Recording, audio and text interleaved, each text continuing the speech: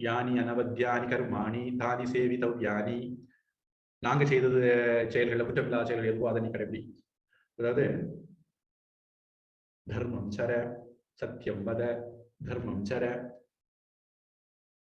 மாத்ருதேவோ பவ பித்ருதேவோ பவ அப்படின்னு குருகுலத்துல வாசம் பண்ணி படிச்சு முடிச்சு வீட்டுக்கு போற பையனுக்கு குரு உபதேசம் பண்ணி அனுப்புறாரு.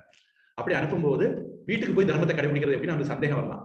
அதுக்கு என்ன பண்றது அப்படின்னு சொல்லும் போது குரு சொல்றாரு, நான் செய்யறத பார்த்து படி செய், இல்ல நான் செய்யறதுல எது சரி நீ நினைக்கிறையோ அதை செய். அப்படி இல்லை அப்படின்னா உங்க ஊரை சுத்தி விருப்பம் இல்லாதவங்க, நடுநிலையானவங்க, ஏதத்ர பிராமணா சம்மர்ஷினஹ யுக்தா ஆயுக்தாக அலூக்ஷா தர்மகாமா ஸ்யுஹு யதா தே தேஷு வர்த்தேரன் ததா தேஷு வர்த்தேதாஹ அப்படிங்கிற மாதிரி ஒரு மந்திரம்.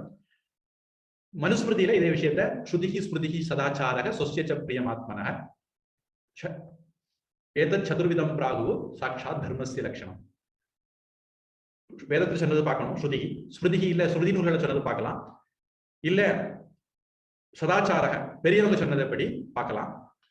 மனுஸ்மிருதி அதோட நிறுத்தாம இங்க யுதிஷ்டர் அதோட நிறுத்துறாரு, மனுஸ்மிருதி அதோட நிறுத்தல. இது எல்லாத்துலயும் உனக்கு குழப்பம் இருக்கு, எது சரி எது தப்புங்கிறது அப்படின்னா ரொம்ப சிம்பிள்.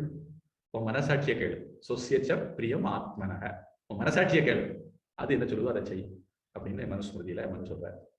அதனால வழி பெரியவன் நமக்கு ஒருவேளை கன்ஃபியூஷன் இருந்தால் அந்த வேதம் இப்படி சொல்லுது, இந்த வேதம் இப்படி சொல்லுது, அந்த ஸ்மிருதி இப்படி சொல்லுது, இந்த ஸ்மிருதி இப்படி சொல்லுது, அவங்க இப்படி சொல்றாங்க, இவங்க இப்படி சொல்றாங்க, இப்படிலாம் இருந்தா பெரியவங்க எப்படி சொன்னாங்களோ அதுக்கு வழி போகலாம். அதுக்கு மேலும் குழப்பம் இருந்தா மனசாட்சியை கேட்க வேண்டியதான்.